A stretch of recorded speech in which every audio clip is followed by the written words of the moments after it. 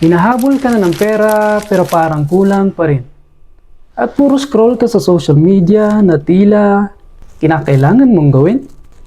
Ano ba talaga ang layunin at saan ka patungo? Makinig ka. Ang sagot ay malinaw at hindi lang kuro-kuro. Sinabi ng Allah, وَمَا خَلَقْتُ الْجِنَّ وَالْإِنسَ إِلَّا لِيَعْبُدُونَ. At sa malapit itong kahulugan, sinabi ng Allah, hindi ko nilikha ang mga jin at ang mga tao maliban na ako ay sambahin.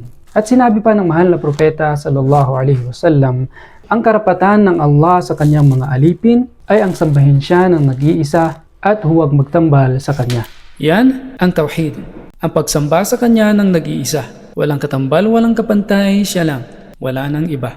Hindi lang basta sa salita o paniniwala sa isipan, kundi buhay mong buong buo para sa kanya ang alay at layunin ng bawat galaw at hakbang.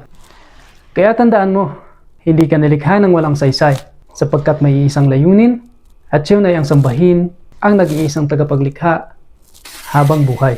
أدعو إلى الله على بصيرة أنا ومن اتبعني